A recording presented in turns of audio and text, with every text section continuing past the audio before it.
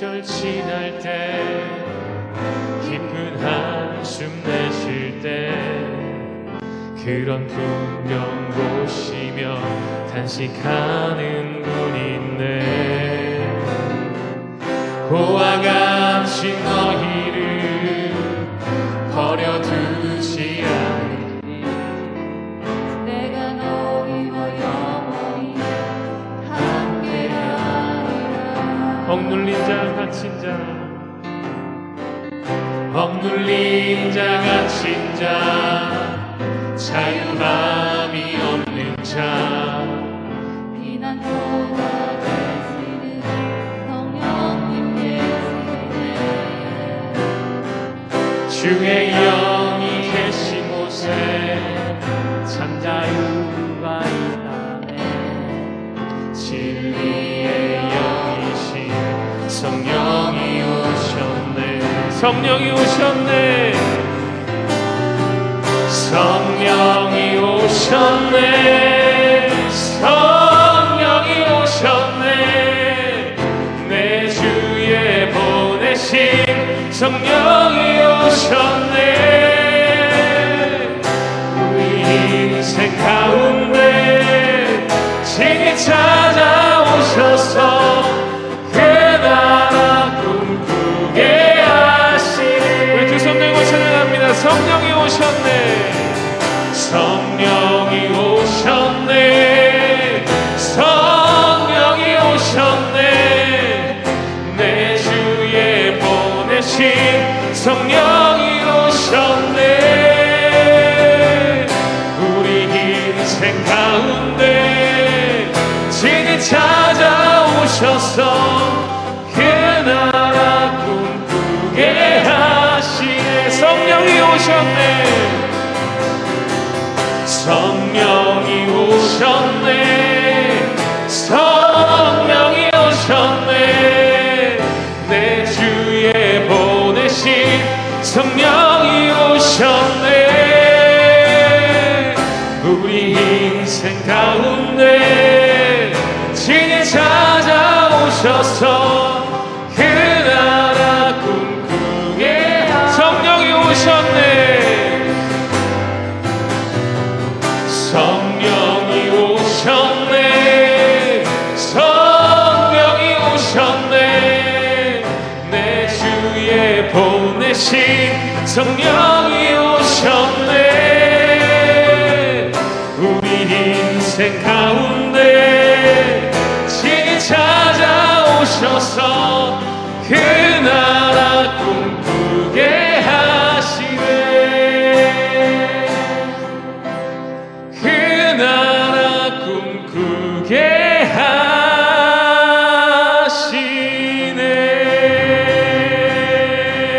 하시네. 아멘.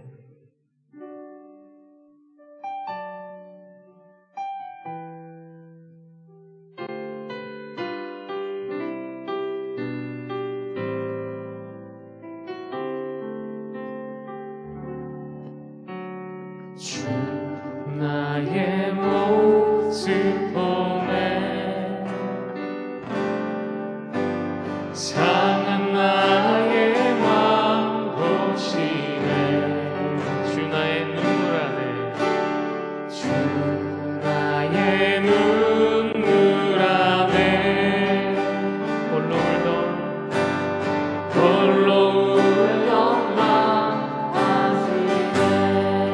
주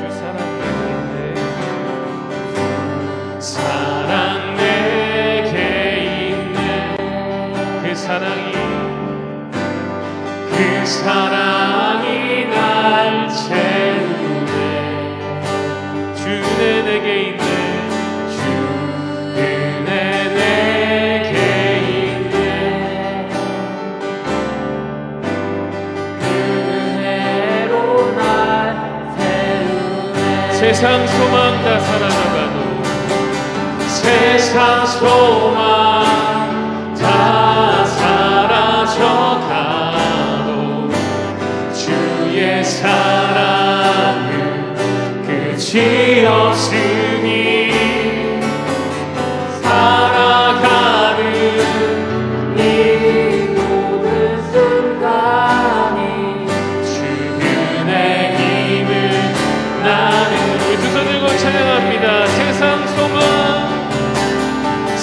세상 소망 다 사라져가도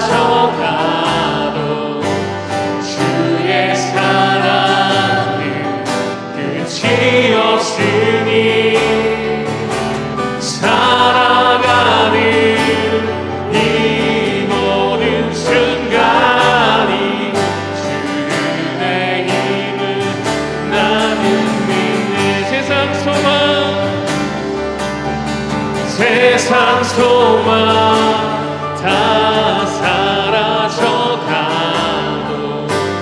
주의 사랑은 끝이 없으니 살아가는 이 모든 순간이 주의 힘을 나는 믿네.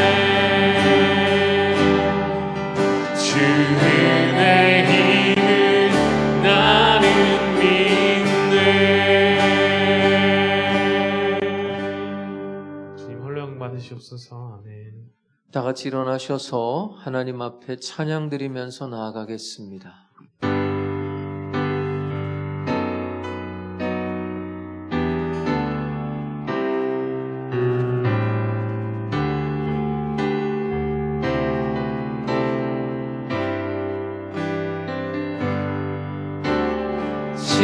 지존하신 주님 이름 앞에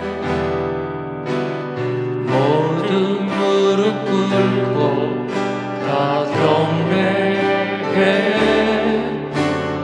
거룩하신 주님 보좌 앞에 엎드려 절하세.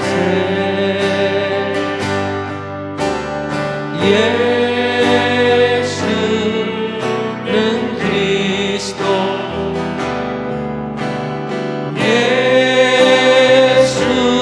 예수는 주,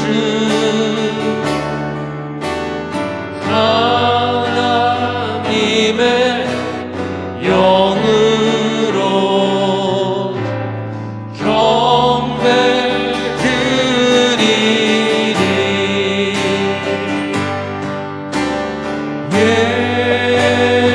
예수는 그리스도,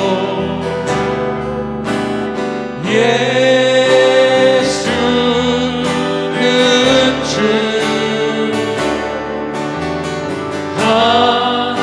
하나님의 영으로 경배 드리리. 다 같이 하나님 앞에 고개 숙여 참회의 기도를 드리겠습니다. 긍휼과 자비와 사랑이 풍성하신 아버지 하나님, 주님께서 부르시고 성령으로 감화하시고 강하게 이끌어 주셔서 오늘도 주님 앞에 나와 주님을 찬양하며 주께 기도드립니다. 우리는 은혜를 알면서도 은혜를 배반했습니다. 사랑을 받으면서도 사랑을 모르는 자인 것처럼 살았습니다. 때로 주님의 은혜를 감사할 때도 있지만 그 은혜의 열매를 맺지 못했습니다. 때로 주님의 뜻대로 살아보려고 결심도 해보지만 한갓 감상에 그치고 말았습니다.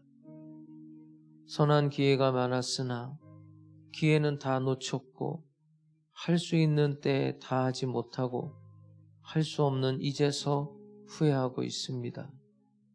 마음 깊은 곳에 죄가 있습니다. 이 죄의 뿌리를 뽑아 주시옵소서. 온몸이 상처났습니다. 이 모든 상처를 싸매어 주시기를 기도합니다. 다시 헤어날 수 없는 절망과 저주와 낙담 속에 있사오니 주여 이제 우리를 일으키사 소망과 희락으로 주의 평강으로 채워주시옵소서. 뉘우치고 회개하는 심령들을 불쌍히 여기사 죄인으로 살던 우리들이 의인으로 살며 어두움으로 치닫던 우리들이 생명의 빛으로 나올 수 있도록 사유의 은혜를 베풀어 주시옵소서. 이 시간 십자가의 보혈로 속량하시고 말씀으로 감동 감화하시며 성령의 크신 능력으로 뜨겁게 역사하여 주시옵소서. 이 시간은 하나님과 나만이 아는 죄들을 겸손한 마음으로 계속해서 묵묵히 참회의 기도를 드리겠습니다.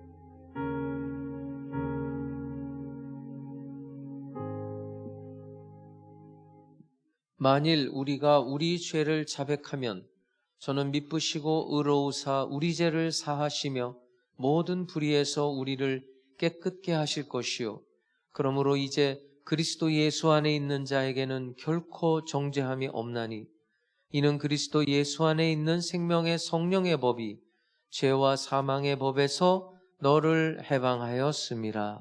아멘. 전능하사 천지를 만드신 하나님 아버지를 내가 믿사오며 그 외아들 우리 주 예수 그리스도를 믿사오니 이는 성령으로 잉태하사 동정녀 마리아에게 나시고 본디오 빌라도에게 고난을 받으사 십자가에 못 박혀 죽으시고 장사한 지 사흘 만에 죽은 자 가운데서 다시 살아나시며 하늘에 오르사 전능하신 하나님 우편에 앉아 계시다가 저리로서 산자와 죽은 자를 심판하러 오시리라.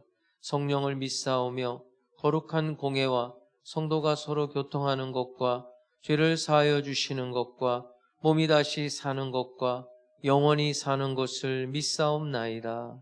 아멘.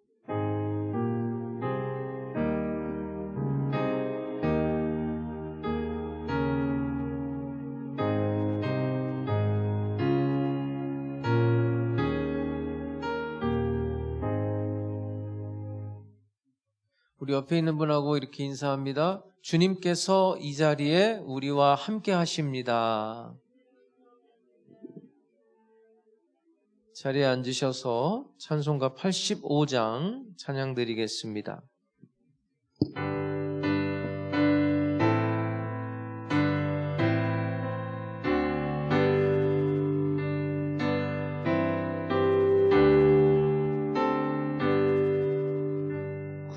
구주를 생각만 해도 이렇게 좋거든. 주 얼굴 배울 때야 얼마나 좋으랴. 만민의 구주 예수의 귀하신 이름은 천지에 있는 이름 주 비할 데 없도다. 참 회개하는 자에게 소망이 되시고 구하고 찾는 자에게 기쁨이 되신다. 예수의 날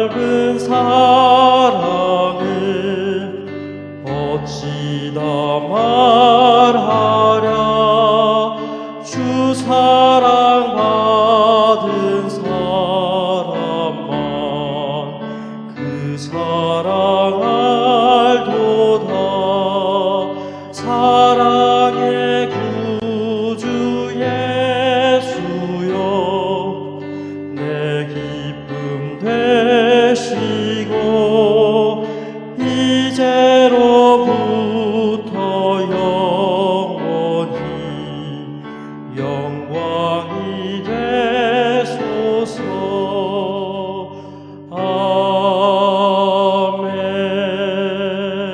아멘.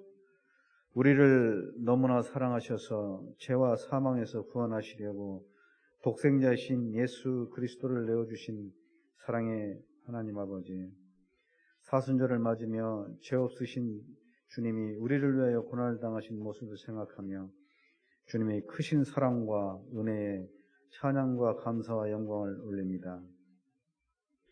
아직도 세상 욕심을 위하여 개인의 영달을 위하여 안목의 정욕과 육신의 정욕과 이생의 자랑을 위하여 사는 어리석은 자들이 되지 않게 하시고 오늘 또 나를 부인하고 나의 십자가를 지고 주님이 가신 십자가의 길을 따르는 자들이 되게 하옵소서.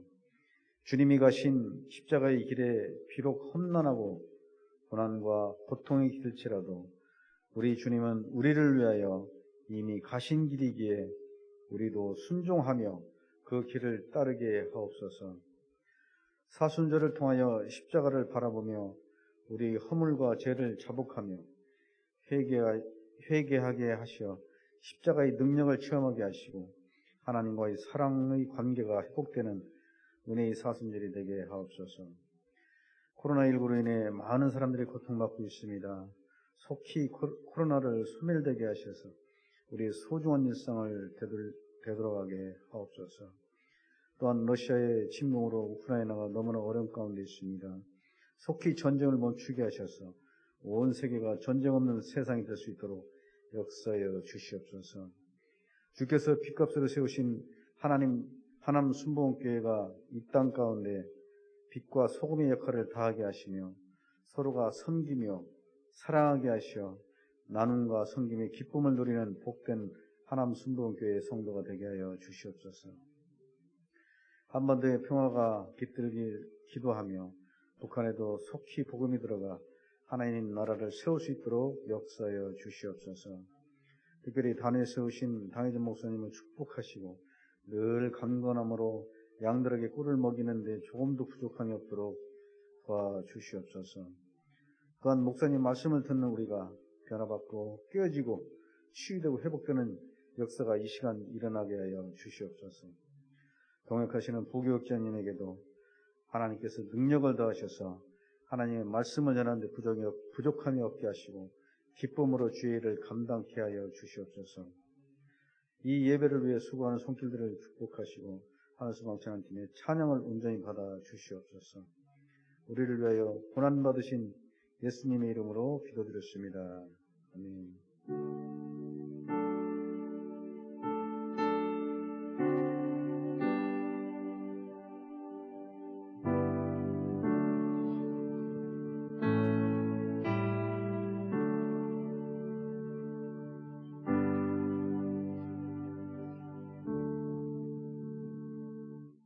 하나님 말씀 마태복음 13장 1절에서 9절까지의 말씀입니다.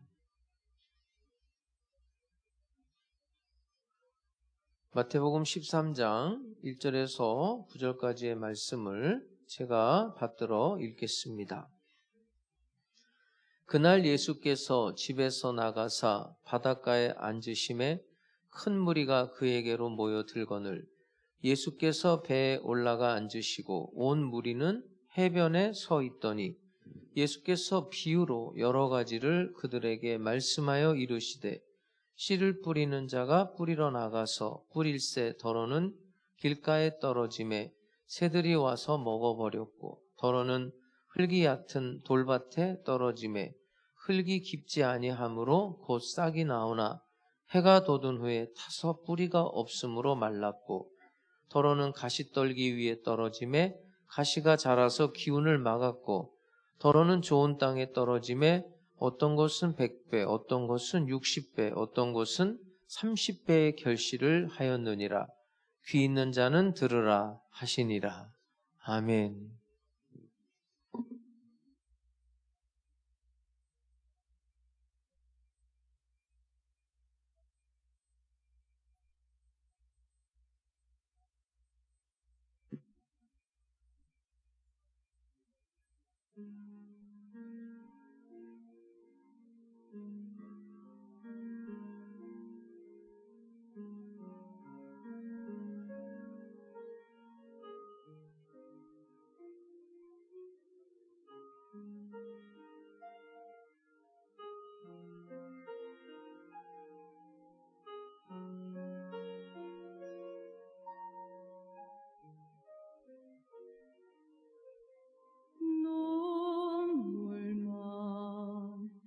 내 눈물만 흐르고 모든 것이 멈춘 시간들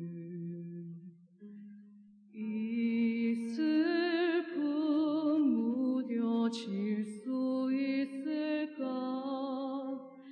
다시 기도할 수 있을까 애통하며 울었네 당신 뜻 무엇냐고 주께 묻고 물었네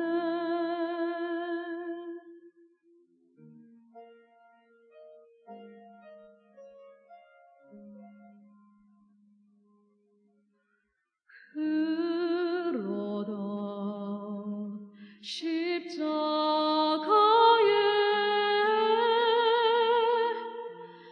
나의 마음 머물렀을 때 또 다른 눈물이 났네 무릎 꿇고 엎드렸네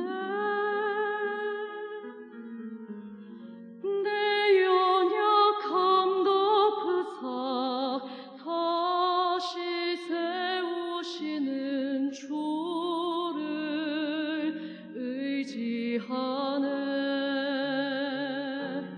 이제 일어나 슬픔 넘어 찬양하게 하시네 울죠 우리 사는 인생 온전히 이해하지 못하지만 끝까지 십자가 붙들고 걸어가게 하소서 나 자랑할 것은 모든 아픔 이기신 주의 십자가를 바라봄이라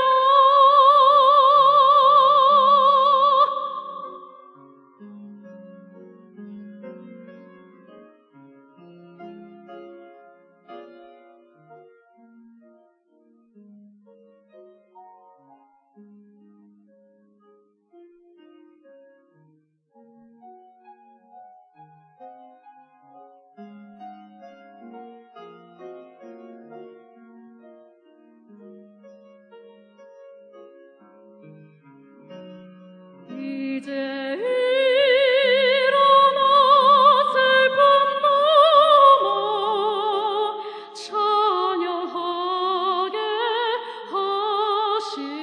하시네 주여 우리 사는 인생 온전히 이해하지 못하지만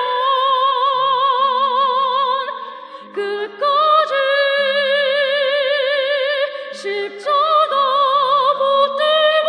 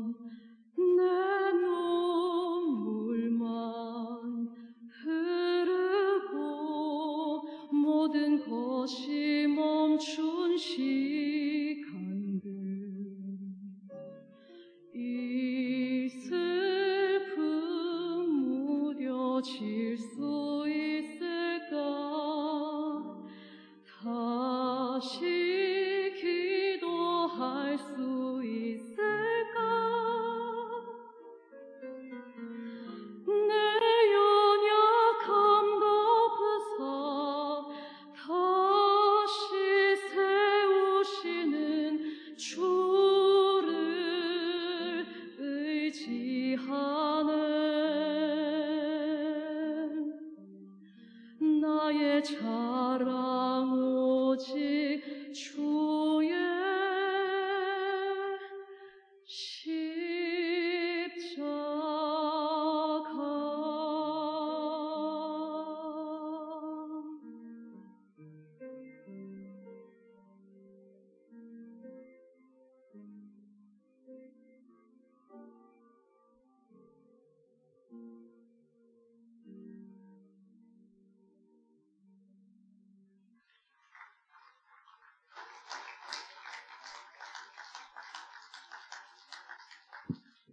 네. 우리 나연자매가 오늘은 다른 때보다도 더 힘을 빼고 찬양을 참 은혜롭게 잘 한 것 같은데, 제 생각에는 오늘 우리도 좀 힘을 빼고, 여러분의 모든 힘을 다 빼고 주님의 은혜를 경험하는 귀한 날이 되기를 주님의 이름으로 축복합니다. 여러분들은 제가 안 보고 싶었겠지만 저는 너무너무 보고 싶었어요.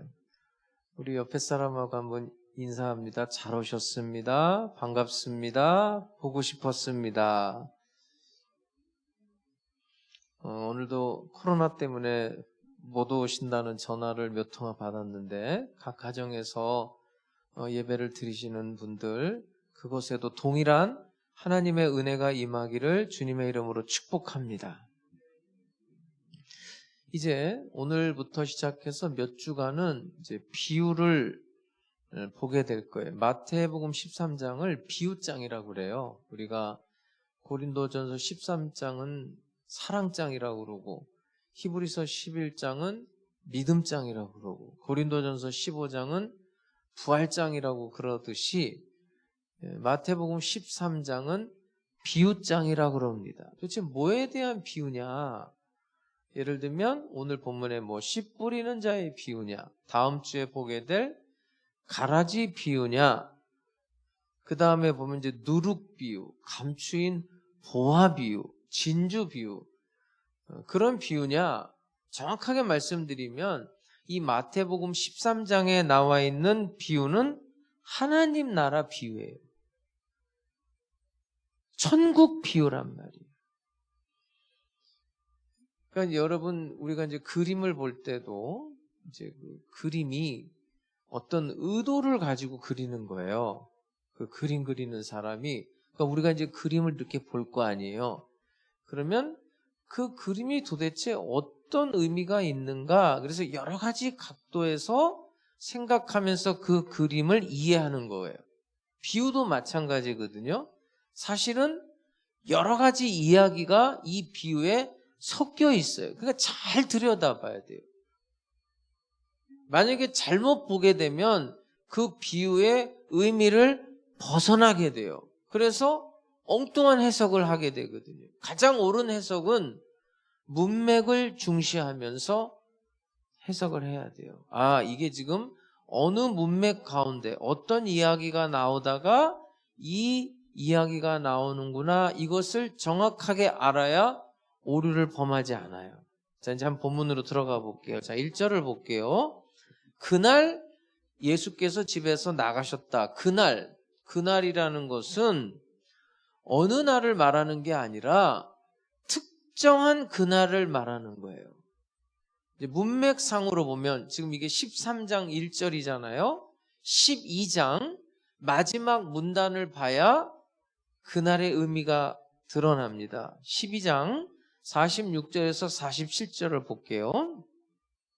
예수께서 무리에게 말씀하실 때, 그러니까 예수님이 어느 집에 들어가셔서 무리에게 말씀을 하셨어요. 우리가 저번 시간에 이 말씀을 잠깐 봤었어요. 그의 어머니와 동생들이 예수께 말하려고 밖에 섰더니, 지금 예수는 안에 있고 예수의 어머니와 동생들은 밖에 있는 거예요. 한 사람이 예수께 여짜오되 보소서, 당신의 어머니와 동생들이 당신께 말하려고 밖에 서 있나이다. 이게 무슨 얘기냐면 예수님이 어느 집에 들어가셔서 말씀을 전하고 있었는데 말씀 중에 어떤 사람이 하는 말이에요. 아유, 말씀 중에 죄송한데 예수님, 당신의 어머니와 동생들이 지금 당신한테 뭔 말을 하려고 밖에 찾아왔어요. 이렇게 말한 거예요. 근데 예수님의 대답이 뜻밖이에요. 누가 내 어머니고 누가 내 동생이냐? 그러면서 49절을 볼게요. 손을 내밀어. 누구를 가리켜요? 누구를 가리켜요? 이렇게 영상으로 한번 해보세요. 손을 내밀어서 누굴 가리켰다고요? 제자들을 가리키면서 뭐라 그러냐면 나의 어머니와 나의 동생들을 봐라. 누구든지 하늘에 계신 내 아버지의 뜻대로 하는 자가 내 형제요, 자매요, 어머니이니라. 그러니까 뭐 예수님의 엄마, 뭐 예수님의 동생, 예수의 가족들에게 구원이 없다. 그런 이야기가 아니라 지금 이 말의 뜻은 구원이라는 것은 혈연 중심으로 이루어지는 게 아니에요. 유대인들이 생각했던 것처럼 내가 아브라함의 자손이니까, 아브라함의 후손이니까, 다윗의 자손이니까, 내가 유대인이니까 구원을 받는 그런 혈연 중심의 구원을, 그런 천국을 말하는 게 아니라 예수님께서는 내 말을 듣고 내 아버지의 뜻대로 행하는 자가 내 형제고 내 어머니고 내 동생이라는 말은 그런 자가 구원을 받는다는 거예요. 그렇게 말씀하신 그날에 이렇게 시작되는 거예요. 여러분, 지금 이 말씀이 굉장히 중요한 열쇠를 가지고 있어요. 그래서 이 비유가 나오는 거예요. 다시 1절을 볼게요.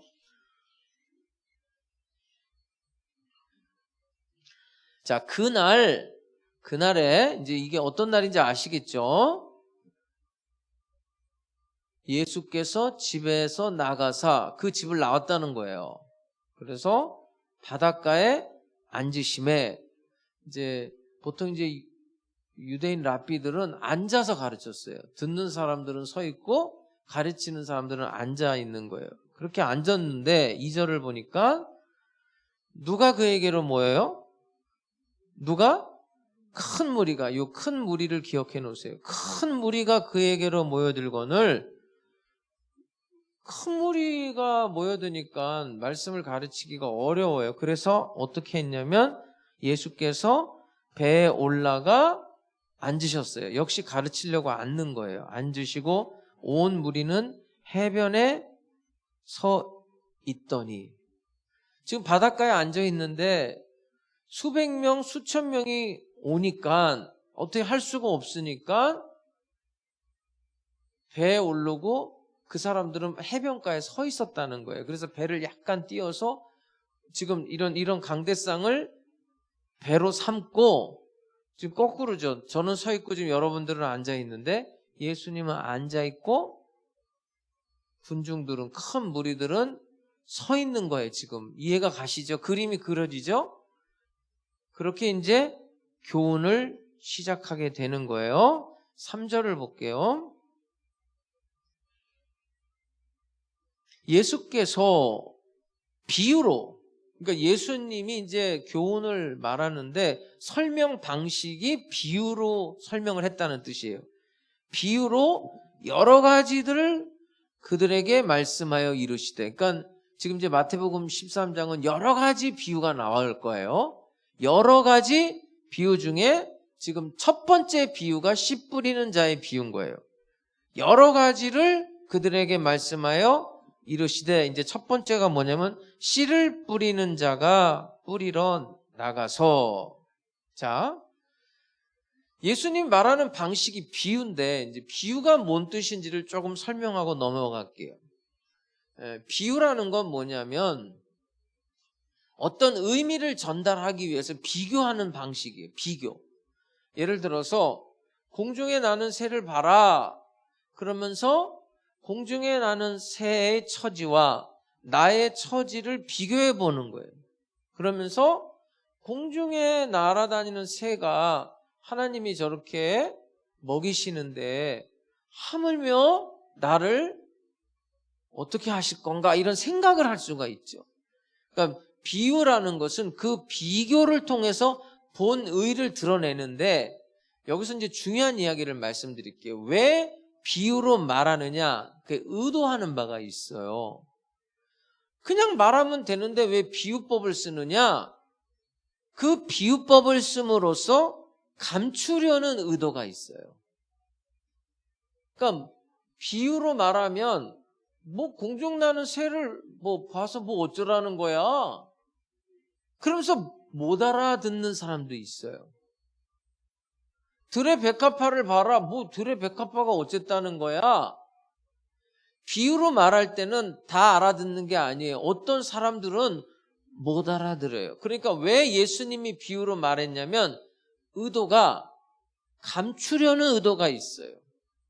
예수님이 하시는 말씀을 그 당시에 바리새인과 서기관, 나쁜 사람들, 흉악한 무리들, 잘못된 종교 지도자들에게는 감추려는 의도가 있어요.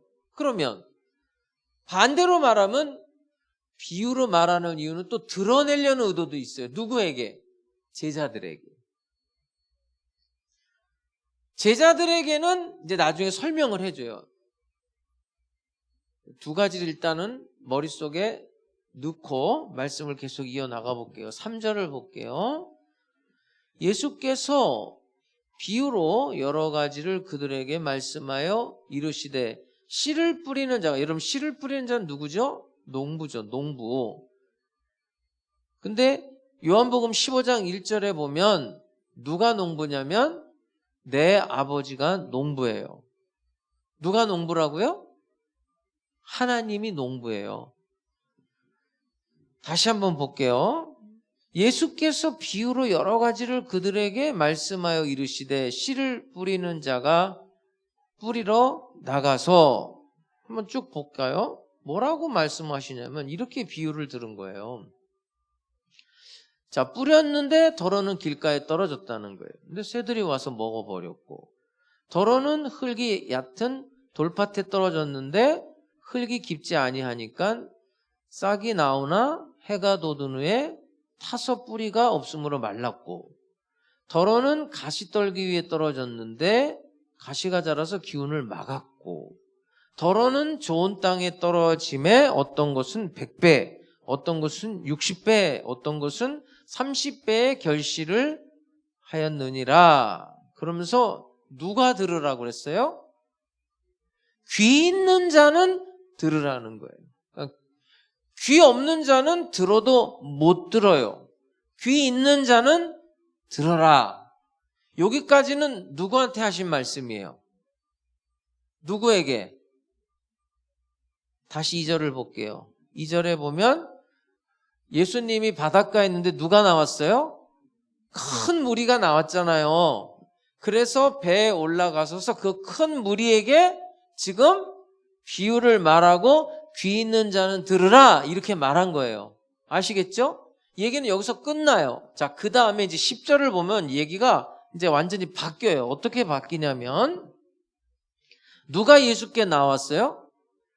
제자들이 예수께 나와 이르되. 그러니까 9절까지는 큰 무리에게 말한 거고 지금 이제 10절부터는 누구한테 이야기하는 거예요? 제자들한테 이야기하는 거예요. 제자들이 예수께 나와 이르되 어찌해서 그들에게는 비유로 말씀하시나이까? 그러니까 예수님이 뭐라고 말하냐면 제가 아까 설명드린 말을 한 거예요. 대답하여 이르시되 천국의 비밀을 아는 것이 너희에게는 뭐가 됐어요? 허락되었으나 그들에게는 어떻게 돼요? 아니 되었나니. 그러니까 비유는요 이런 두 가지 의미가 있는 거예요. 너희에게는 허락됐다. 열어주기 위한 의도예요. 너희들만 알아라. 그러나 그들에게는 허락되지 않았어요. 감추어져 있다는 거예요. 그러면 제자들에게는 허락됐다는데 그 제자는 누구죠? 앞으로 교회의 기초 단위가 될 사람들이에요. 오늘날로 말하면 성도들, 바로 여러분들이에요. 여러분들에게는 허락됐어요. 그래서 오늘도 여러분들은 이곳에 와서 하나님의 말씀을 듣고 있는 줄 믿으시기 바라요. 자, 12절을 볼게요.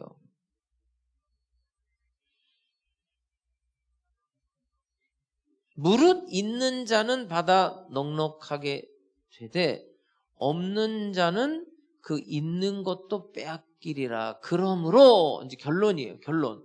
그러므로 내가 그들에게 비유로 말하는 것은 그들이 보아도 보지 못하며. 그러니까 예수님이 왜 비유로 말했는지 여기서 설명해 주죠. 그들이 보아도 보지 못하며 들어도 듣지 못하며 깨달지 못함이니라. 그러면서 예수님이 구약성경 이사야서 6장의 원본이 있어요. 이사야 6장의 말씀을 인용하고 있어요. 뭐라고 인용하냐면 14절부터 보면 이사야의 예언이 그들에게 이루어졌으니 일러스되 너희가 듣기는 들어도 깨닫지 못할 것이요 보기는 보아도 알지 못하리라. 이 백성들의 마음이 완악하여져서 그 귀는 듣기에 둔하고 눈은 감았으니 이는 눈으로 보고 귀로 듣고 마음으로 깨달아 돌이켜 내게 고침을 받을까 두려워함이라. 그러니까 이 이사야서 말씀은 무슨 얘기냐면 그 당시 사람들이 하나님의 말씀을 들어요, 안 들어요? 안 들어요. 돌짝박 같은 마음이었던 거예요. 지금 예수님 당시에 마치 바리새인 서기관처럼 듣지를 않아요. 그런데 너희는 보세요. 16절을 보세요. 그러나 너희 눈은 봄으로 너희 귀는 들음으로 복이 있도다. 자, 우리가 아까 9절에서 귀 있는 자는 들으라 그랬는데 지금 제자들에게 하는 말씀이 너희는 보고 너희는 들을 수 있으니 복이 있도다 이거예요. 그럼 여기서 들을 수 있는 귀는 이런 물리적인 귀를 말하는 게 아니라 깨닫는 귀를 말하는 거예요. 깨닫는 귀. 너희는 복이 있다. 너희는 깨닫는 귀. 너희 심령의 상태는 복이 있다는 거예요. 그러니까 예수님이 여기서 두 가지 무리를 말하는 거예요. 한 무리는 안 듣는 무리예요. 안 봐요. 보지도 않고 듣지도 않아요. 이사야서를 인용해서 이런 사람들이 있어요. 이런 사람들의 결과는 뭐예요? 멸망이에요. 멸망. 장차 이 사람들은 심판받을 거예요. 근데 여기서 반전이 일어나는 거예요. 그러나 16절을 다시 볼게요. 그러나 너희 눈은 누구를 말하는 거예요 지금? 제자들. 너희 눈은 봄으로 너희 귀는 들음으로 복이 있도다. 너희는 복된 자야. 여러분 이 복이라는 것은 은혜를 말하는 거고 선물을 말하는 거예요. 구원을 말하는 거예요. 구원. 구원이라는 것은 선물이죠. 그러니까 지금부터 이제 예수님이 제자들에게 씨 뿌리는 비유를 설명할 건데 누구에게 하는 이야기라고요? 제자들, 복받은 사람들에게 이야기하는 거예요. 그러니까 지금부터 나오는 이야기는 제자들, 바로 예수 믿고 구원받은 예수 믿고 천국 백성 된 바로 하나님 순복음 백성 여러분들을 향해서 이제 말하는 거예요. 17절을 볼게요. 내가 진실로 너희에게 이르노니 많은 선지자와 의인이 너희가 보는 것들을 보고자 하여도 보지 못하였고 예수를 가리키는 거예요. 예수 그리스도. 천국의 실체인 예수 그리스도를 보고 싶어도 못 봤지만 너희는 지금 보고 있다는 거예요. 너희 눈으로. 너희가 듣는 것들을 듣고자 하여도 듣지 못하였느니라. 자, 다시 한번 정리를 해볼게요. 저를 보세요. 지금 누구한테 이야기하고 있는가가 굉장히 중요해요. 맨 처음에는 예수님께서 그 집에서 나오셨어요. 근데 그 집에서 마지막 한 말이 중요해요. 내 말을 듣고 내 아버지의 뜻대로 행하는 자가 내 어머니고 내 동생이라는 것은 내 말을 듣고 내 아버지의 뜻대로 행하는 자가 구원을 받는다는 거예요. 그 말씀 끝에 그 집에서 나왔어요. 그래서 바닷가에 갔는데 많은 무리들이 모여드니까 배에 올라가 앉으셨고 많은 무리들이 해변가에 서서 배에서 말씀하시는 예수님의 말씀을 들었어요. 그게 씨 뿌리는 자의 비유예요. 설명이 없어요. 그냥 비유로 말한 거예요. 그러면서 마지막 결론은 귀 있는 자는 들어라 그랬단 말이에요. 그러면서 예수님이 제자들만 놓고 이제 설명을 해주는 거예요. 이사야서를 인용했어요. 듣지도 않고 보지도 않는 그런 안 믿는 자들이 있었지만 너희는 그렇지 않다. 너희는 지금 듣고 있고 보고 있으니까 복이 있다. 그러면서 이 비유의 진의를 지금 제자들에게 설명하고 있는 거예요. 그럼 뭐라고 설명하나 한번 볼게요. 18절을 볼게요. 그런즉 씨 뿌리는 비유를 들으라. 그러면 이 씨 뿌리는 비유의 이 씨는 뭐예요?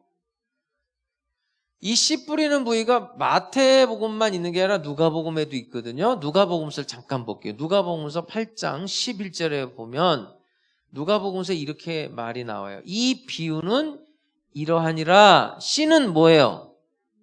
하나님의 말씀이에요. 그러니까 씨 뿌리는 비유에서 그 씨를 뿌렸다는 건 하나님의 말씀이 뿌려졌다는 거예요. 어떤 말씀? 천국에 대한 말씀인 거예요.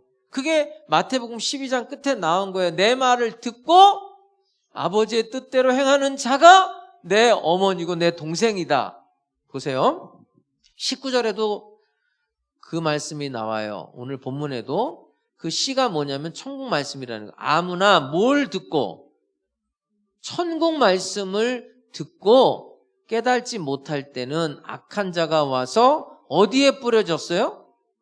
그러니까 마음에 뿌려진 거예요. 그러니까 복음의 씨가 천국 말씀이 하나님의 말씀이 어디에 뿌려진다고요?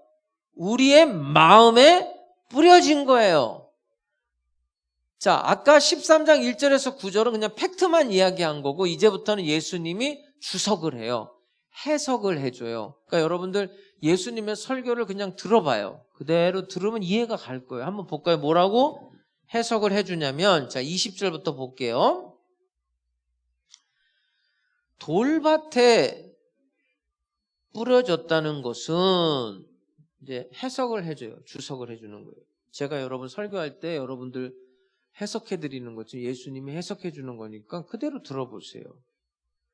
돌밭에 뿌려졌다는 것은 말씀을 듣고 즉시 기쁨으로 받되 그 속에 뿌리가 없어 잠시 견디다가 말씀으로 말미암아 환난이나 박해가 일어날 때에는 곧 넘어지는 자요.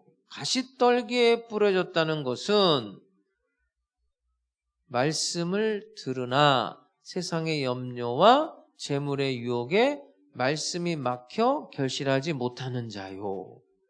좋은 땅에 뿌려졌다는 것은 말씀을 듣고 깨닫는 자니 결실하여 어떤 것은 100배, 어떤 것은 60배, 어떤 것은 30배가 되느니라. 끝이에요. 이제 설교 끝난 거예요. 그럼 이제 전통적으로 우리가 이제 학교에서, 신학교에서 공부할 때 이 말씀을 어떻게 가르쳤냐면, 우리 가운데 돌짝박 같은 사람이 있다는 거예요. 길가 같은 사람이 있다는 거예요. 가시덤불 같은 사람이 있고 좋은 땅, 옥토 같은 사람이 있다는, 그러니까 사람을 내등분을 해요. 근데 그렇게 이해하면 딱 좋긴 좋아요. 딱 맞아 떨어지죠. 근데 정말로 그럴까? 지금 사람이 네 종류의 사람이 있다는 이야기를 하느냐? 아니에요. 그럼 이 씨 뿌리는 비유와 똑같은 말씀을 제가 한 두 군데만 소개를 해드리려고 그러는데, 자, 로마서 볼게요. 로마서 16장 25절에서 27절 한번 볼게요. 나의 복음과 예수 그리스도를 전파함은, 이게 씨 뿌리는 거잖아요. 그죠? 나의 복음과 예수 그리스도는 천국의 실체잖아요. 복음은 예수님의 하나님의 말씀 아니에요? 영세전부터 감추어졌다가 이게 감추어져 있어요. 아까 비유는 감추어진 거라고 그랬죠.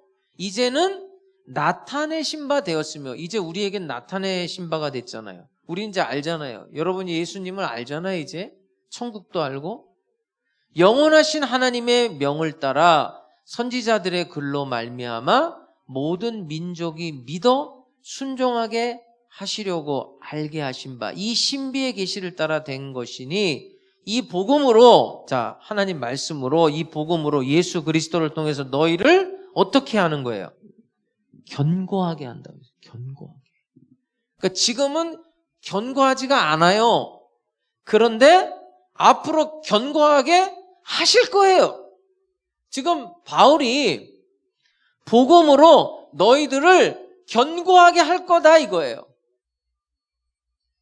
제가 왜 이 말씀을 인용하고 있냐면 제가 이제 이따 결론적으로 말씀드릴 거지만 하나님께서 돌짝밭을 옥토로 만들 거예요. 농부가. 그럼 하나만 더 볼게요. 말씀을. 골로새서 1장 이것도 똑같은 말씀이에요. 26절부터 볼게요. 이 비밀은 이게 다 비밀이에요. 감춰져 있던 거예요. 예수 그리스도. 만세와 만대로부터 감추어졌던 것인데 우리가 지금 비유를 보고 있죠. 비유는 부분적으로 감추어진 거예요. 그런데 그의 성도들에게 나타났어요. 그러니까 이제 이 비밀이 성도들 우리들에게는 더 이상 비밀이 아니죠. 우리는 알죠. 여러분 예수 그리스도의 십자가를 알죠? 오늘도 우리 나연자매가 십자가 앞에 찬양을 하는데 여러분들이 그 내용이 무슨 내용인지 이제 알잖아요. 그런데 여러분들이 안 게 여러분의 노력으로 여러분의 깨달음으로 안 게 아니라 은혜와 선물로 하나님께서 우리에게 주셨기 때문에 아는 거란 말이에요. 다시 볼게요. 그의 성도들에게 이제 나타났어요. 감추어졌던 것이 하나님이 그들로 하여금 이 비밀의 영광이 이방인 가운데 얼마나 풍성한지를 이방인도 알게 한다. 여러분 이방인들이 알려면 어떻게 공유를 해야 돼요? 깨달은 자가 가서 전해야 되는 거예요. 깨달은 자가 가서 씨를 뿌려야 돼요. 그게 선교예요. 이게 그래서 중요한 거예요. 이방인들에게 알게 하려 하심이라. 이 비밀은 뭐예요? 너희 안에 계신 그리스도니 곧 영광의 소망이니라. 천국의 주체는 그리스도거든요.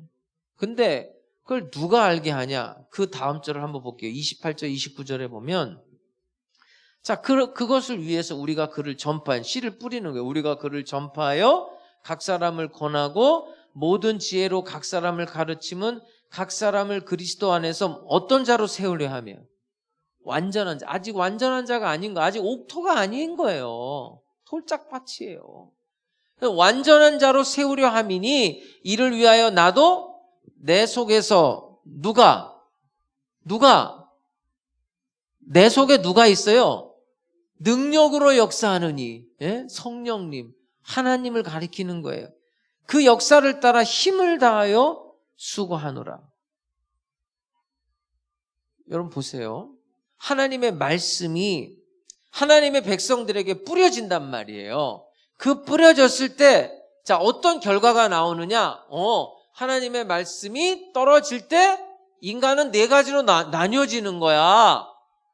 길가 같은 사람이 있고 돌짝밭 같은 사람이 있고 가시덤불 같은 사람이 있고 옥토 같은 사람이 있어. 이런 이야기가 아니에요.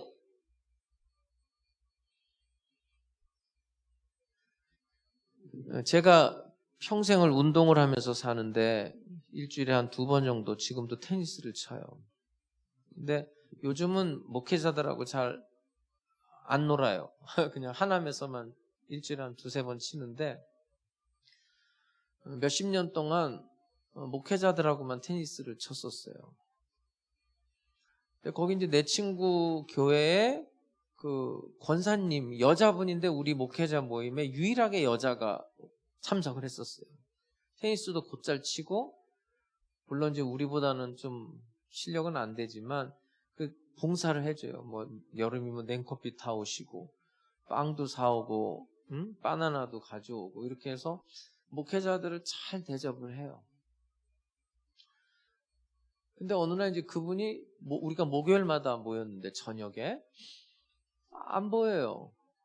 그래서 내가 왜 목사님 왜 그 권사님 총무 권사님 왜 안 왔어요? 그랬더니 이 목사님이 하는 말이 그분에게 자녀가 3명 있는데 그 중에 하나가 지적장애인이라는 거예요. 지적장애인이 뭐냐면 몸은 큰데 나이도 들고 근데 이 지적인 수준이 못 미치는 거예요. 나이는 16살 뭐 이래도 지능은 1살, 2살밖에 안 돼요. 이게 지적장애인이거든요. 그래요. 걔가 너무 아파서 못 왔다는. 그래서 내가 그런 애를 키우는구나. 힘드시겠다. 그러고 말았어요. 근데 이제 저한테 어떤 일이 있었냐면 제가 은행 교구를 맡고 있었는데 그 내가 맡고 있는 교구에 가족이 있는데 뭐 사업도 잘 되고 아주 편안한 가정이었어요. 내가 한 달에 한 번씩 사업장 가서 예배 드려드리고 이랬는데 거기도 애가 3인데 남자애가 지적장애인이에요. 키가 나보다 더 커요. 이만해 막 키가. 16살인데 근데 지능은 1살, 2살밖에 안 돼요. 이렇게 큰 애가 와 하고 또 나를 알아보는지 못 알아보는지 내가 가면 와 하고 막 어쩔 땐 내 목을 잡기도 하고 막 그렇게 소리를 질러 막 이래요 막. 전번에도 제가 그 결혼식장에 갔는데 그 지적장애인 그 교사 선생 결혼식에 갔거든요. 그랬더니 그 지적장애인들이 왔는데 막 결혼식에 난장판 막 소리 막 지르고 난린 거예요 막. 그 1살, 2살 애들이 막 하는 것처럼 그러는 거예요. 그래도 그냥 그런가 보다 그랬어요. 근데 제가 전화 한 통화를 받았는데 그 아버지가 자살을 했다는 거예요. 사업도 안 됐지만 중요한 요인이 저 자식을 어떻게 해야 되는지 모르겠다는 거예요. 어떻게. 그래서 제가 그 장례식장에 가서 몇 시간을 말을 못했어요. 그 앞에서. 그 지적장애인 그 아이를 놓고 그래도 16년간을 잘 키워왔는데 나는 너무 힘들어서 이제 못 살겠다. 그러고 세상을 떠났어요.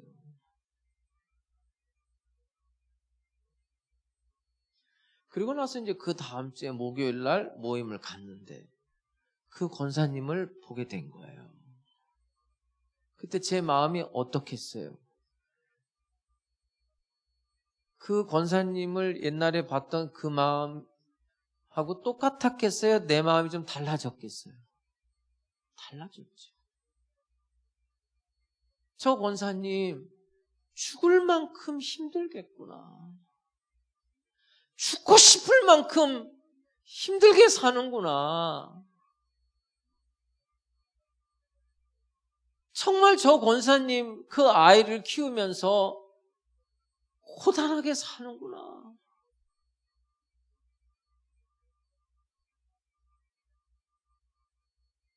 그런데 그때부터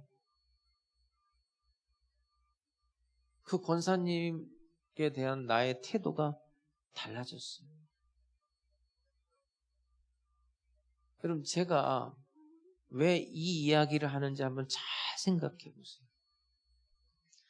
우리가 복음을 듣게 되면 사람이 4종류의 사람이 있다 이렇게 나뉘어 그런 이야기가 아니에요. 바로 우리 중에도 어떤 사람의 영적인 상태는 돌짝박 같은 상태가 있을 수 있는 거예요. 제가 전도사로 나가기 전에 7년 동안 여의도 순복음교회 중등부 교사를 했어요. 중등부 교사를 하면서 찬양 인도를 했어요. 음악과장을 시키더라고 날더러. 예? 그래서 그때 이제 중등부 학생들이 7,000명이에요. 그 7,000명 앞에서 찬양 인도를 하고 교사가 400명이에요. 그 교사 아침 기도회, 그 다음에 예배 다 끝나고 이제 오후 기도회, 그러니까 교사들을 2번을 또 제가 찬양 인도를 했어요. 음악 과장이니까 찬양 인도를 하는 거예요. 모든 모임에 먼저 찬양을 하잖아요. 주일날. 그 제가 이렇게 찬양을 하면 얼마나 제가 준비를 많이 해서 갔겠어요. 거의 저는 가사를 다 외워가지고 악보도 안 보고 할 정도로 그냥 다 외워서 그냥 메들리로 하는 거예요. 메들리로. 그냥 마이크 한번 잡았다면 그냥 보통 부흥회 같은 거 하면 1시간씩 찬양 인도를 했거든요. 근데 강사가 옛날에는 그렇게 강사가 늦게 많이 왔어요. 30분 늦게 오면 1시간 반 하는 거고 1시간 늦게 오면 2시간을 찬양하고 막 이랬단 말이에요. 얼마나 기도도 많이 하고 준비했겠어요. 그런데 내가 마음에 시험에 드는 게 교사인데 찬양을 안 해. 네? 내가 여기서 찬양 인도를 하는데 찬양을 안 하고 나를 쳐다봐요. 네? 여러분 나를 쳐다봐봐요. 그렇게 사랑스러운 눈빛으로 이렇게 날 쳐다보는 게 아니라 째려봐. 내가 뭘 잘못을 했다고 나를 째려보지. 이상하더라고. 그 사람이 느끼는 게 있잖아요. 이렇게 하다가 봤는데 딱 째려보는 거예요. 섬뜩하지 그냥. 네? 그래서 내가 교사 정도 돼서 저렇게 찬양도 안 하는 사람이 애들을 뭘 가르칠까. 참 한심하다. 내 마음에 그런 마음이 좀 들었었어요. 그분에 대해서. 저는 그때 총각이었고 21살부터 27살 때까지인데 그분은 지금 생각해보면 40대 후반이에요. 50대 후반일 수도 있어. 내 정확한 나이는 모르는데 40대 후반, 50대 후반 그 정도 되는 분이에요. 그래서 내가 한심하게 생각했어요. 그런데 어느 날 제가 찬양을 하는데 이분이 열심히 손뼉을 치면서 찬양하는 거예요. 박수 치면서. 그리고 십자가의 보혈을 찬양할 때 막 울어. 저 사람이 좀 미쳤나. 갑자기 왜 저렇게 됐지? 그것도 참 희한하더라고요. 예? 그렇게 째려보고 안 하던 사람이 또 막 그렇게 쇼를 하는 건가? 저게 뭐 하는 건가? 그랬어요. 그냥 그러나 보다 그랬어요. 그리고 이제 저는 전도사 이제 시험을 보고 합격하고 이제 마지막으로 선생님들한테 이제 인사를 하게 돼요. 이제 제가 다음 주부터는 못 옵니다. 다음 주부터는 어느 교회 전도사로 가게 됐습니다. 지난 7년 동안 선생님들 너무 감사했습니다. 그리고 인사를 했어요. 인사를 하고 이제 앉아 있는데 이렇게 통로를 이렇게 가는데 갑자기 그 사람이 통로를 갈아먹고 탁 내 앞에 서는 거예요. 그러더니 눈물을 흘리면서 내 손을 콱 잡아요. 자기를 용서해달래. 무슨 얘기인지 나는 알아들을 수가 없는 거예요. 그랬더니 이야기를 하는데 뭐라고 말하냐면 자기가 나한테 호감을 갖고 젊은 사람이죠. 자기는 나이는 많지만 찬양 인도도 잘하고 그러니까 자기가 먼저 나한테 인사를 했대요. 근데 내가 인사를 안 받았대. 난 기억도 없어. 나는 진짜. 그때부터 내가 미웠대요. 저런 교만한 인간이 있나.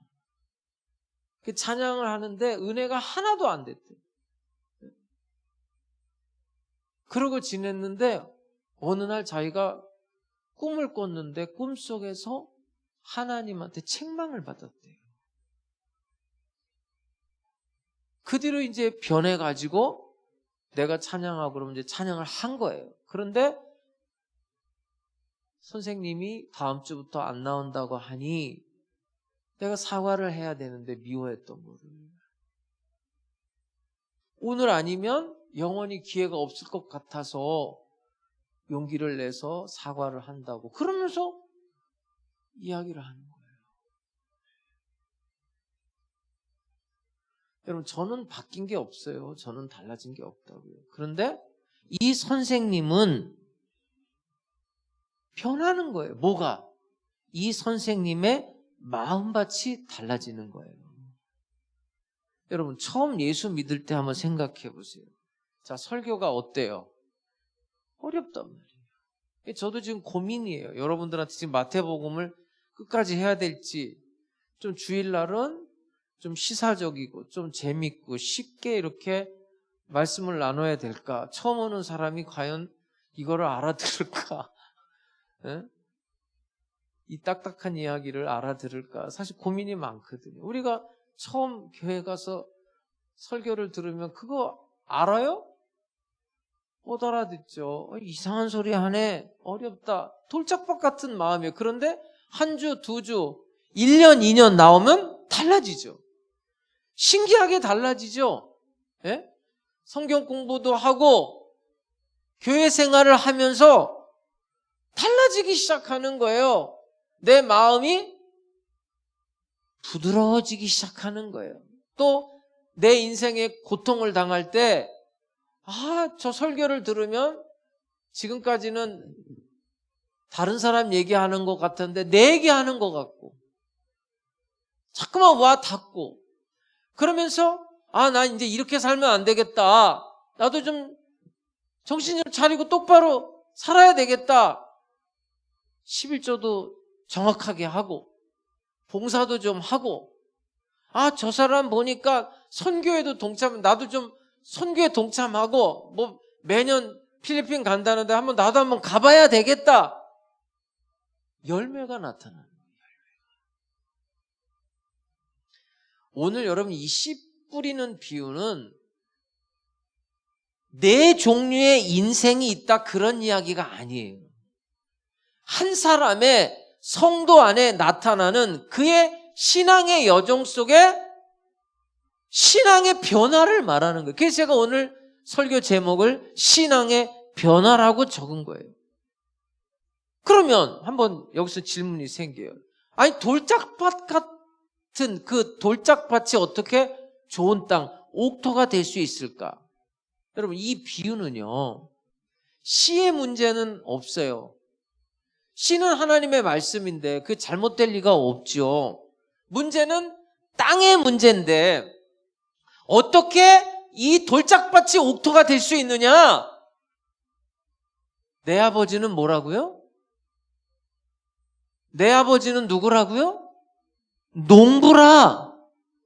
농부가 가능성이 전혀 없는 그 인생들에게 복음의 씨를 뿌리고 농부가 계속 경작을 하는 거예요. 갈아엎는 거예요. 누구의 열심이에요? 농부의 열심이에요. 하나님 아버지의 열심이에요. 여러분, 땅을 어떻게 못하죠? 농부가 갈아엎어야 되는 거예요. 지금 이 말씀은 여러분들한테 하는 거예요. 제자들한테 이야기한단 말이에요. 제자들이 어떤 사람들이에요? 형편없는 사람들이에요. 마리아가 부활하신 예수를 봤어요. 만났어요. 그래서 제자들에게 예수가 부활했다고 말해줘요. 근데 그 제자들이 믿어요? 안 믿어요? 안 믿어요. 그리고 에라 모르겠다? 그리고 고향으로 고기나 잡으러 갈란다. 이런 사람들이에요. 여러분이 아는 대사도 바울은 그의 인생에 실수가 없었을까요? 완벽했을까요?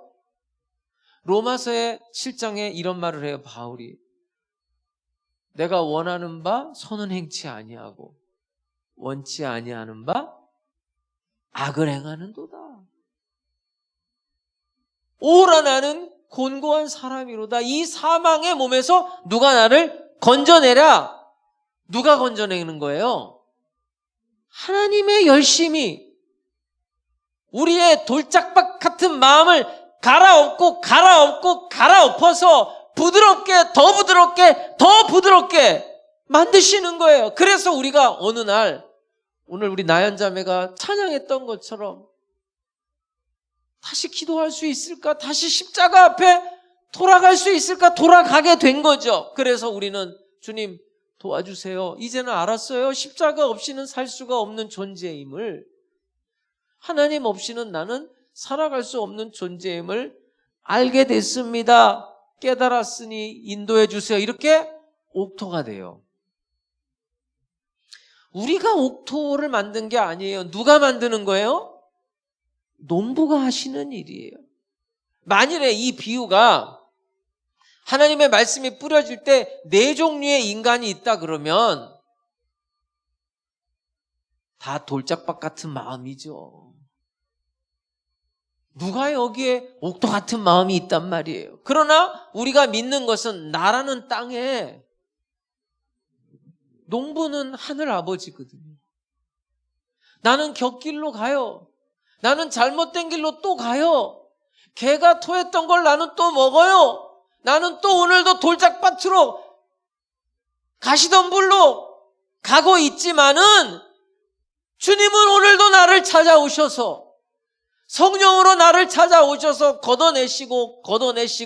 걷어내셔서 말랑말랑하게 부드럽게, 더 부드럽게 만들어서 100배, 60배, 30배의 결실을 맺게 하신다는 이야기예요. 여러분이 지금 여러분의 이 코로나 시대를 살면서 여러분의 주제, 여러분의 모습을 보면서 나는 실패자야, 혹은 나는 성공자야, 그렇게 단정적으로 규정짓지 마세요. 하나님을 믿으시라고요. 하나님을 믿으세요. 오늘 말씀은 뭐냐면 마침내 결국에는 그분이 옥토를 만들어서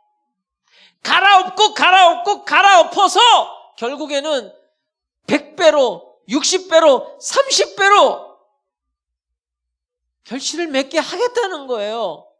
예수님께서 이 비유를 하기 전에 무슨 말씀을 하셨다고요? 내 말을 듣고 내 아버지의 뜻대로 행하는 자가 내 어머니고 내 동생이니라. 그래서 이 이야기를 제자들에게, 바로 여러분에게 말하는 거예요. 귀 있는 자는 들으라 그랬는데 너희 귀는 들을 수 있으니 너희 눈은 볼 수 있으니 참 복되다 이거예요. 여러분, 지금 우리가 우리의 인생을 살면서 좌절 중에 있습니까? 나 왜 이렇게 힘들지? 왜 이렇게 안 풀리지? 언제까지 이 고생을 해야지? 걱정하지 마세요. 오늘도 우리의 인생의 주도권을 하나님 아버지께 맡기세요. 내려놓으시라고요. 힘을 좀 빼시라고요. 농부 대신 그분은 그의 아들을 십자가에 죽이기까지 우리를 사랑하신 분이에요.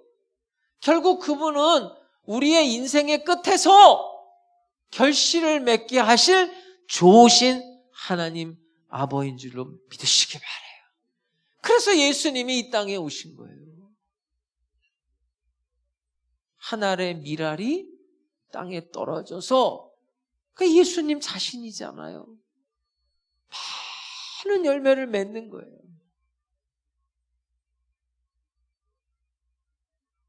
그가 오신 이유 찬양하겠습니다.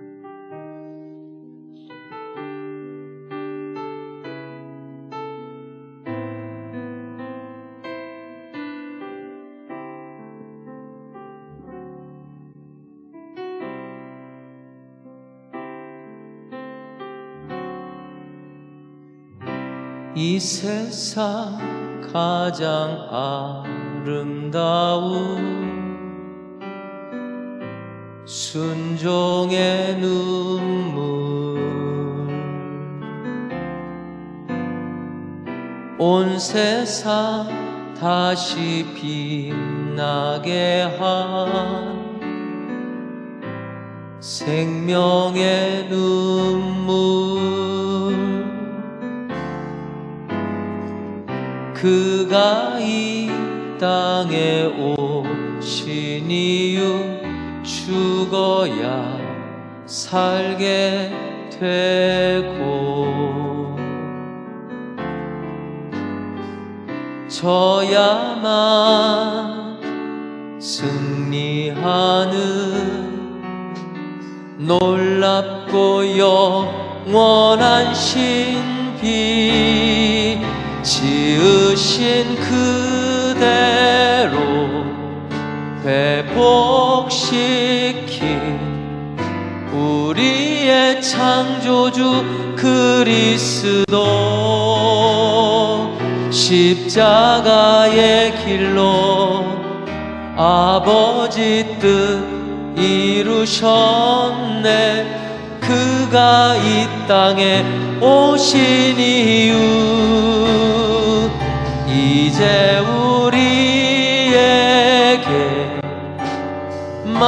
맡겨진 그 소망 그 사랑 그 생명 아름답고 눈부신 십자가의 길 우리가 이 땅에 살아가 이유 지으신 그대로 회복시킨 우리의 창조주 그리스도 십자가의 길로 아버지 뜻 이루셨네. 그가 이 땅에 오신 이유 이제 우리에게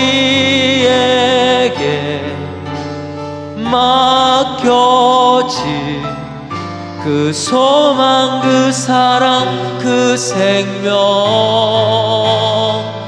아름답고 눈부신 십자가의 길 우리가 이 땅에 살아가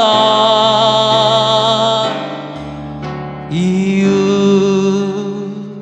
그렇습니다, 여러분. 예수님께서 우리를 회복시키실 거예요. 예수님께서 우리를 구원하시는 거예요. 돌짝박 같은 우리 마음을 옥토로 만드시는 분은 하나님이에요. 오늘 여러분의 모습을 여러분이 보면서 실망할 수도 있어요. 그러나 그것이 다가 아니에요. 절대로 포기하면 안 돼요. 하나님이 그냥 두지 않아요. 갈아엎을 거예요. 또 갈아엎고 또 갈아엎어요. 우리는 이 한 주간의 삶에도 하나님이 그렇게 여러분들을 말랑말랑하게 또 만드시는 것을 목격하게 될 거예요. 그분 앞에 나오세요. 그분께 기도하세요. 그분이 나를 만져달라고 기도하세요.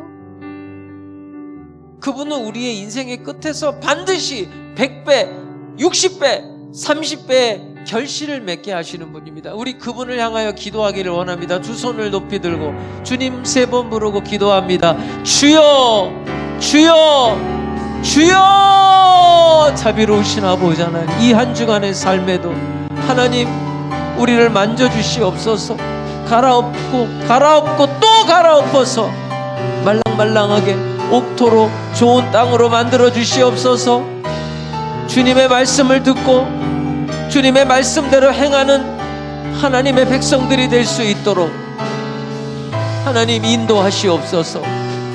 성령님 역사하시옵소서. 완전한 자로 만들어 주시옵소서. 우리 성도들 또 한 주간 세상에 나아갑니다. 세상 가운데 살면서 하나님의 은혜를 다시 한번 체험할 수 있게 해주옵소서. 하나님의 열심, 하나님의 특심으로 우리를 만져주시고 우리를 인도해 주시기를 원합니다. 원수 마귀의 일을 멸하여 주시고 하나님 나라 가운데, 하나님 은혜 가운데 승리의 삶을 살아갈 수 있게 하여 주시옵소서. 우리 하나님 순복음 백성들 한 사람 한 사람 주여 주의 영으로 오시옵소서. 만져주시옵소서. 우리를 다시 한번 십자가 앞으로 인도하시옵소서. 우리를 다시 새롭게 해주옵소서. 열매 맺는 삶이 되게 하여 주옵소서. 결실의 계절이 우리 가운데 찾아올 수 있도록 주여 은혜 내려주시기를 원합니다. 우리 성도들의 눈물을 닦아주시고 긍휼을 베풀어 주시옵소서. 한 사람 한 사람 어루만져 주시옵소서. 회복시켜 주옵소서. 지으신 그대로, 창조하신 그대로, 하나님의 영이 보존되는 그대로 결실을 맺게 해주시고 열매를 맺게 해 주옵소서. 십자가에 죽으신 예수 그리스도를 통해서 새로운 사람, 완전한 사람으로 거듭나게 하시고 우리를 변화시켜 주시옵소서. 예수 그리스도의 이름으로 기도드립니다. 아멘. 몸이 아픈 사람은 믿음으로 아픈 곳에 손을 얹으시기 바랍니다. 문제 있는 사람, 마음에 소원이 있는 사람들은 가슴에 손을 얹고 기도하겠습니다. 살아계신 아버지 하나님, 오늘 우리 성도들의 삶에 100배, 60배, 30배의 결실을 맺을 수 있도록 하나님 어루만져 주시옵소서. 돌짝밭 같은 우리 마음을 옥토로 갈아엎어 주시옵소서. 성령께서 역사하시는, 하나님이 함께 하시는, 예수님이 내 주인 되는 삶을 살아낼 수 있도록 은혜 베풀어 주시옵소서. 이 시간도 하나님의 성령으로 우리 가운데 오시어서 우리를 견고케 하시고 우리를 완전한 자로 만들어 주시옵소서. 예수의 이름으로 명하노니 성도들의 몸에서 병만은 떠나가라. 질병은 떠나갈지어다. 주님 깨끗하게 치료하여 주옵소서. 후유증 없이 치료하여 주시옵소서. 어떤 병이라도 주님이 깨끗하게 치유의 역사를 베풀어 주시옵소서. 머리끝부터 발끝까지 예수님의 보혈로 덮어주시고 성령의 불로 고쳐주시옵소서. 문제마다 주님 해결하여 주시고 마음의 소원, 기도의 제목에 주님이 응답하여 주시옵소서. 이 한 주간의 치열한 삶의 현장에서 100배, 60배, 30배로 열매 맺을 수 있도록 주여 은혜 베풀어 주시옵소서. 영혼이 잘됨같이 범사에 잘되고 강건하며 생명을 얻되 풍성히 얻게 하여 주옵소서. 하나님의 백성으로 어디를 가든지 하나님의 마음을 가지고 사랑하고 섬기며 살아갈 수 있는 우리 하나님 순복음 백성들의 삶의 열매가 나타나게 해 주옵소서. 주 예수 그리스도의 이름으로 기도드립니다. 아멘. 할렐루야. 한 주간도 하나님의 말씀을 듣고 하나님의 말씀대로 살아가는, 그래서 100배의 결실을 맺는 우리 하나님 순복음 백성들이 다 되시기를 주님의 이름으로 축복합니다. 준비한 예물 기쁜 마음으로 하나님 앞에 드립니다. 우리 박수로 한번 하나님 앞에 영광의 박수 올려드리고 예물 드리겠습니다.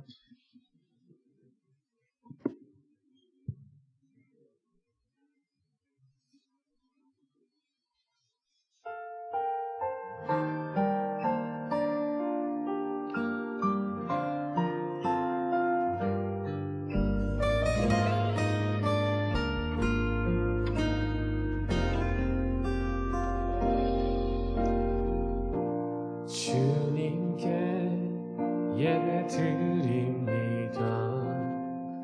전능하신 주님을 바라봅니다. 지금도 놀라운 질서로 온 우주를 운행하시네. 주님을 예배하는 순간 나의 모든 염려는 사라지고 주님의 크신 임재 안에서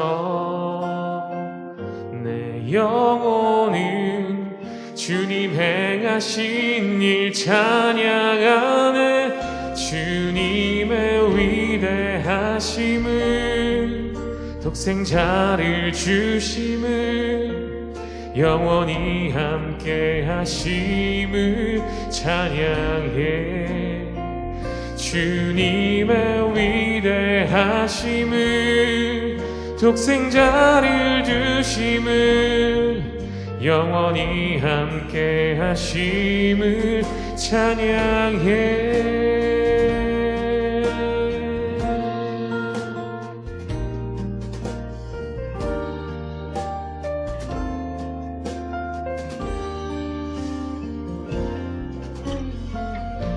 주님께 예배 드립니다. 전능하신 주님을 바라봅니다. 지금도 놀라운 질서로 온 우주를 운행하시네. 주님을 예배하는 순간 나의 모든 염려는 사라지고 주님의 크신 임재 안에서 내 영혼은 주님 행하신 일 찬양하네. 주님의 위대하심을, 독생자를 주심을, 영원히 함께 하심을 찬양해. 주님의 위대하심을, 독생자를 주심을, 영원히 함께 하심을 찬양해.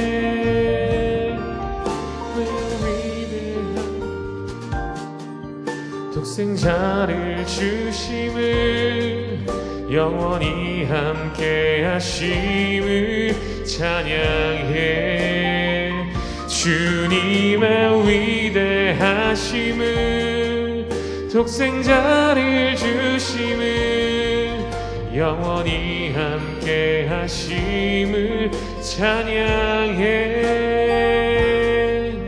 영원히 함께 하심을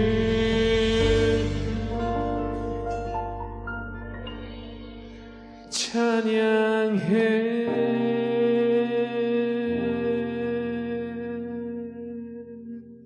아멘.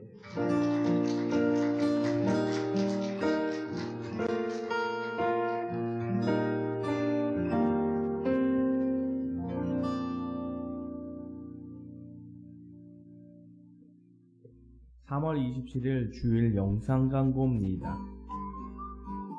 3월 21일 월요일부터 4월 3일 주일까지 사회적 거리두기를 조정하여 백신 접종 완료자만으로 구성하는 경우 대면 예배를 전체 좌석의 70%까지, 접종 여부 관계없이는 30%까지 드릴 수 있습니다.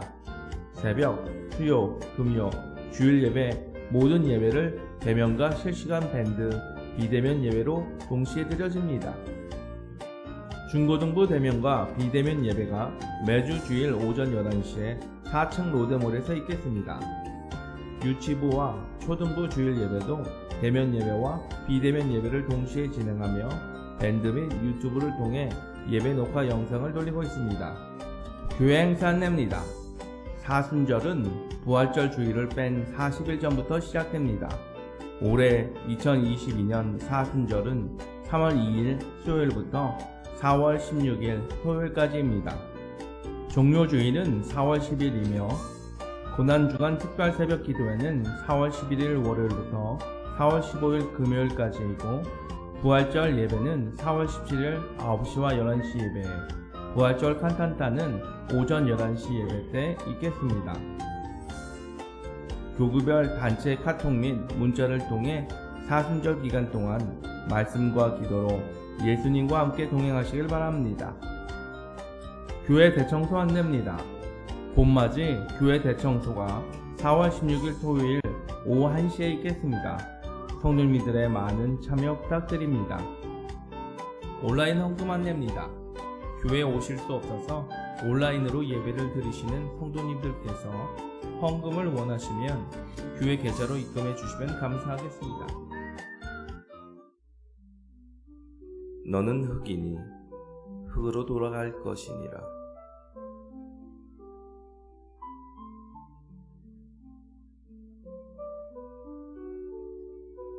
제 수요일, 성도들의 머리에 재를 뿌리며 돌아갈 곳을 기억하는 사순절의 시작.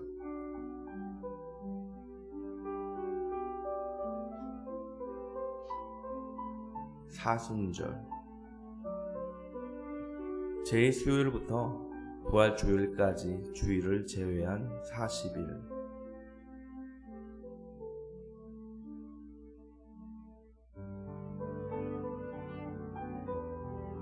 예수님이 광야에서 금식하신 기간 40일.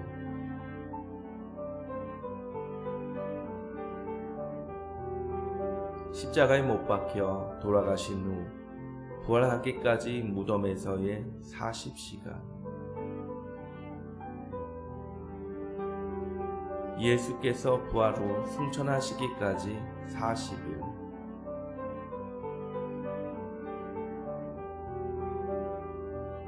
예수님이 가신 길을 따르기 위해 구별된 40일을 지키길 원합니다.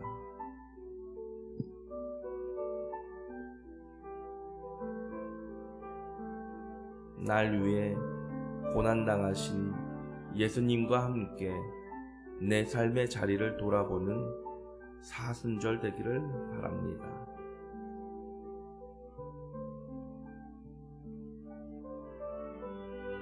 미움보다는 사랑을, 욕심보다는 나눔을, 분열보다는 화해를 따르는 기간.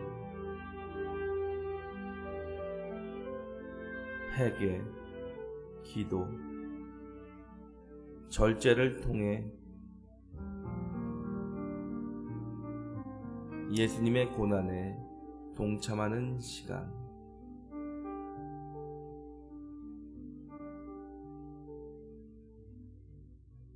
사순절 기간 동안 인류를 구원하시기 위해 당하신 예수님의 고난과 사랑을 깊이 묵상하고 동참하시길 소망합니다. 하남순복음교회가 평안하여 든든히 서가고 주를 경외함과 성령의 위로로 진행하여 수가 더 많아질 수 있도록 성도님들의 뜨거운 기도 부탁드리겠습니다.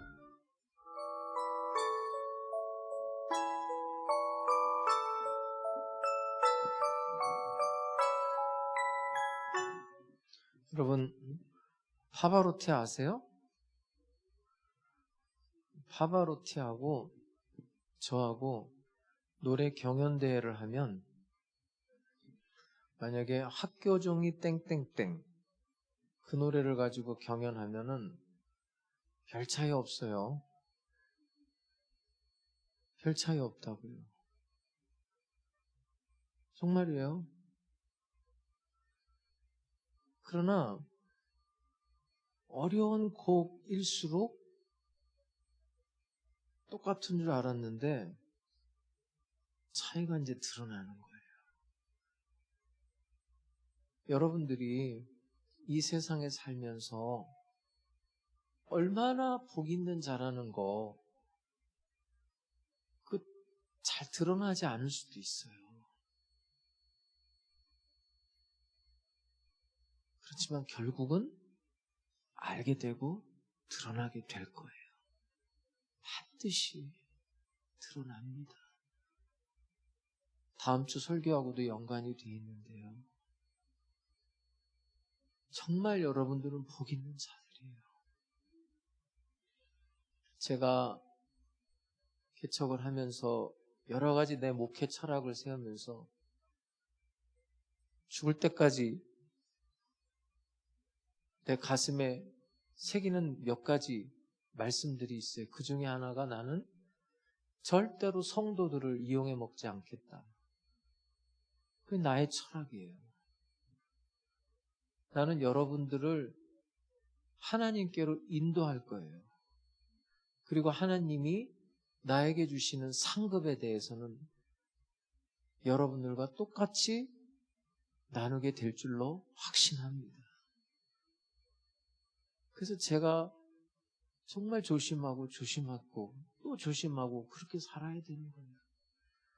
여러분 믿고 같이 선교하고 전도하고 하나님 나라와 영광을 위해서 함께 복 있는 자로 열매 맺고 마지막에 우리가 탁 눈을 떴을 때는 저 천국에서 저와 여러분이 면류관 쓰고 만나게 될 줄로 믿습니다. 이 한 주간도 드러나지 않을 수도 있어요. 하지만 좀 섬세하게 보면 여러분들이 얼마나 복 있는 자인지, 그리고 하나님이 여러분에게 어떻게 열매를 맺게 하는지 알 수 있을 거예요. 이 한 주간도 승리하시고 또 승리하시고 다음 주에 우리 기쁨으로 예배 드릴 수 있기를 주님의 이름으로 축복합니다. 하나님 아버지 감사합니다. 신령과 진정으로 예배 드리고 이 시간에 10의 1조 예물, 주일 헌금, 주일 감사 예물, 선교 예물, 전도 예물, CLS 후원 예물, 1,000번째 예물, 생일 감사 예물, 자녀를 위한 예물, 방송 장비 헌금, 각종 예물을 정성을 다해 하나님 앞에 올려드립니다. 또 온라인 헌금으로도 올려드립니다. 기쁘게 연락하여 주옵소서. 드린 손길들마다 재물 얻을 농을 주시고 필요한 모든 것들 넘치도록 채워주시옵소서. 이 물질이 쓰일 때 하남 순복음 교회가 평안하여 든든히 서가게 해 주옵소서. 우리 성도들 이제 세상에 나아갑니다. 한 주간도 하나님께서 열매 맺게 해 주옵소서. 지금은 우리 주 예수 그리스도의 은혜와 아버지 하나님의 영원하신 사랑과 보혜사 성령님의 감동 감화 역사 인도하심이 100배, 60배, 30배의 결실을 하며 살기 원하는 하나님 순복음 백성들 머리 위에 영원토록 함께 계실지어다. 아멘.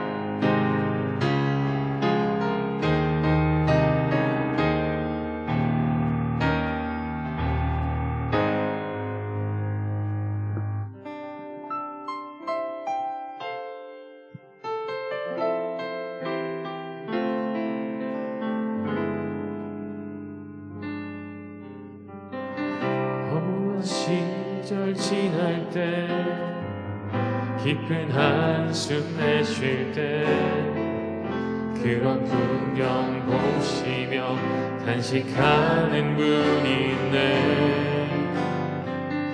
보와 같이 너희를 버려두지 않으리. 내가 너희와 영원히 함께하리라.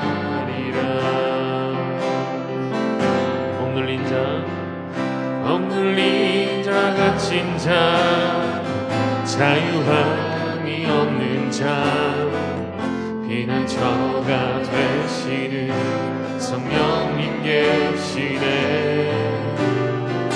주의 영이 계신 곳에 참 자유가 있다네.